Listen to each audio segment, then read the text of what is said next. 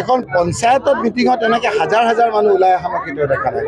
তোমালোকৰ চৰকাৰ আছে, তোমালোকে মানুহখিনিক সহায় কৰা।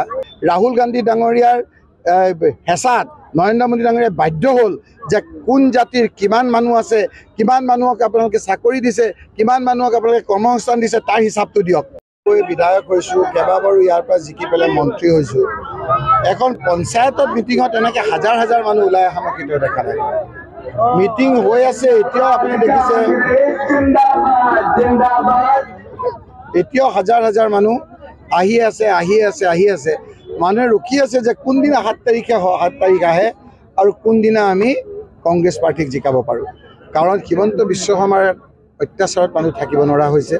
হিমন্ত বিশ্ব শৰ্মা ডাঙৰীয়া যিমান সোনকালে মুখ্যমন্ত্ৰীৰ পৰা আঁতৰে সিমানেই ৰাইজে শান্তিৰে থাকিব পাৰিব বুলি ভাবিছে আৰু পঞ্চায়তৰ যোগেদি তেখেতৰ প্ৰতি অনাস্থা দিবৰ কাৰণেই এইবাৰ ৰাইজে শিলডল ভাঙি ওলাই আহি কংগ্ৰেছৰ প্ৰাৰ্থী সভাত এনেদৰে উপস্থিত হৈছে। জোহানিয়া সামগ্ৰী তিনিটাকৈ কংগ্ৰেছৰ কাৰ্যালয় দুৰ্বৃত্ত লণ্ডভণ্ড কৰিছে।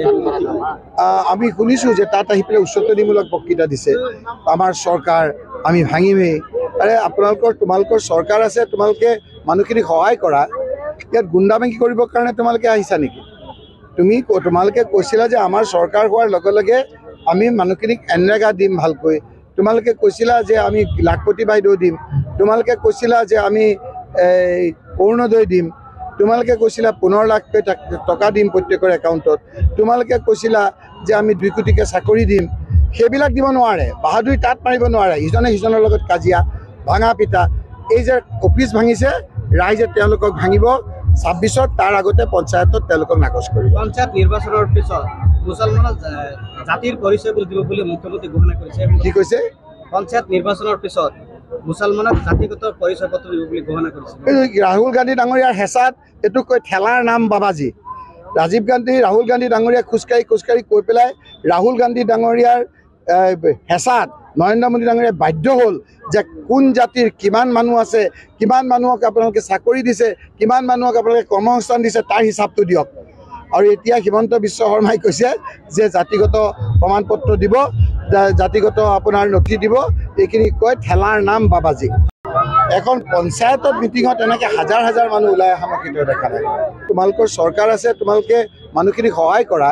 ৰাহুল গান্ধী ডাঙৰীয়াৰ হেঁচাত নৰেন্দ্ৰ মোদী ডাঙৰীয়াই বাধ্য হ'ল যে কোন জাতিৰ কিমান মানুহ আছে, কিমান মানুহক আপোনালোকে চাকৰি দিছে, কিমান মানুহক আপোনালোকে কৰ্মসংস্থাপন দিছে, তাৰ হিচাপটো দিয়ক। মই বিধায়ক হৈছোঁ, কেইবাবাৰো ইয়াৰ পৰা জিকি পেলাই মন্ত্ৰী হৈছোঁ। এখন পঞ্চায়তত মিটিঙত এনেকে হাজাৰ হাজাৰ মানুহ ওলাই অহা মই কেতিয়াও দেখা নাই। মিটিং হৈ আছে, এতিয়াও আপুনি দেখিছে, এতিয়াও হাজাৰ হাজাৰ মানুহ আহি আছে। মানুহে ৰখি আছে যে কোনদিনা 7 তাৰিখ আহে আৰু কোনদিনা আমি কংগ্ৰেছ পাৰ্টিক জিকাব পাৰোঁ। কাৰণ হিমন্ত বিশ্ব শৰ্মাৰ অত্যাচাৰত মানুহ থাকিব নোৱাৰা হৈছে।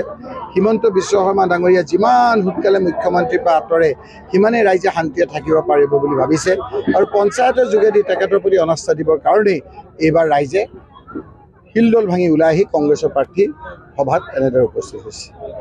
জোহানিয়া সামগ্ৰী তিনিটাকৈ কংগ্ৰেছৰ কাৰ্যালয় দুৰ্বৃত্ত লণ্ডভণ্ড কৰিছে। আমি শুনিছোঁ যে তাত আহি পেলাই উচতনিমূলক বক্তৃতা দিছে, আমাৰ চৰকাৰ আমি ভাঙিমেই। আৰে তোমালোকৰ চৰকাৰ আছে, তোমালোকে মানুহখিনিক সহায় কৰা। ইয়াত গুণ্ডাবাংকি কৰিবৰ কাৰণে তোমালোকে আহিছা নেকি? তোমালোকে কৈছিলা যে আমাৰ চৰকাৰ হোৱাৰ লগে লগে আমি মানুহখিনিক এনৰেগা দিম ভালকৈ। তোমালোকে কৈছিলা যে আমি লাখপতি বাইদেউ দিম। তোমালোকে কৈছিলা যে আমি অৰুণোদয় দিম।